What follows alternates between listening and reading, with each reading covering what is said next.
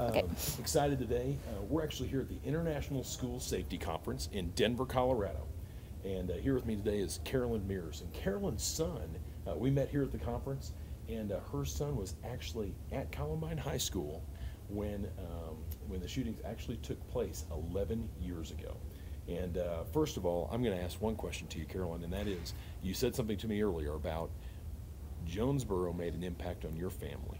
Yeah. So the year prior to Columbine occurring was Right. Jonesboro. Right. Can you just kind of play that day just a little bit for us and kind of the response your son gave you, and how did Jonesboro make an impact for your family? It did in two ways. One, the day of the shootings in Jonesboro, I just happened to be driving up Pierce Street, which is the street in front of Columbine High School. Mm-hmm.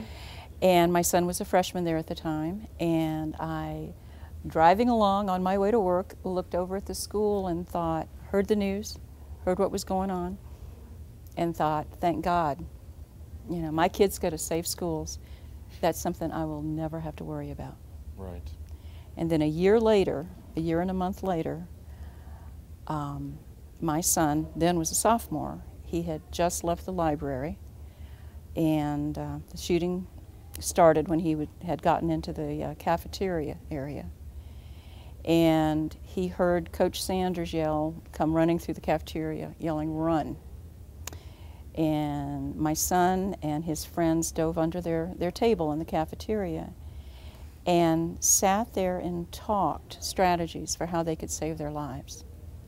And one of them remembered that in Jonesboro, the kids were outside, and they shot them when they ran out. They pulled the fire bell and shot. Mm-hmm. And so the kids, all of this activity was going on outside. There was motion all around, shooting now upstairs, not knowing.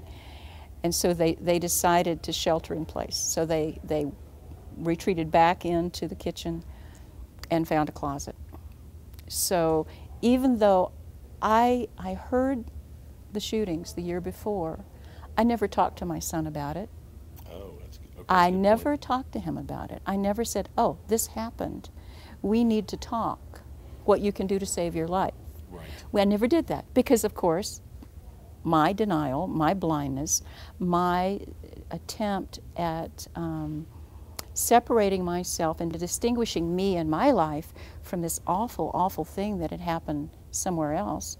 And I didn't know the Jonesboro community or the families or the parents or the schools or the kids, but I went right into the denial place. It won't happen to me because I live in a good community. Right. I never talked to my son about it, and yet next year he knew about it.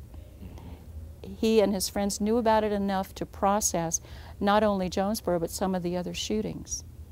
The kids know, the parents refuse to know. Right. And okay, with that point, so what we just heard in here, we just heard the executive director of the National Association of School Resource Officers speak, who is Dick Castor.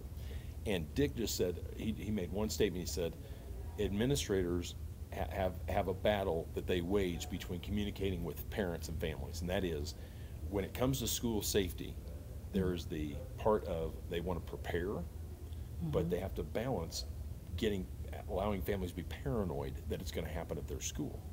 And it's that fine line, but yet you sit back here going, there shouldn't be a fine line anymore. Because it's already happened numerous times. And folks, and here's the other thing I keep hearing today, and what I keep learning about is, it's more than just if someone walks in with a gun or there's violence threatened. When we talk about safety, you know, we heard from someone today from Montana that, you know, they have propane tanks outside of their school system because it's a very rural area.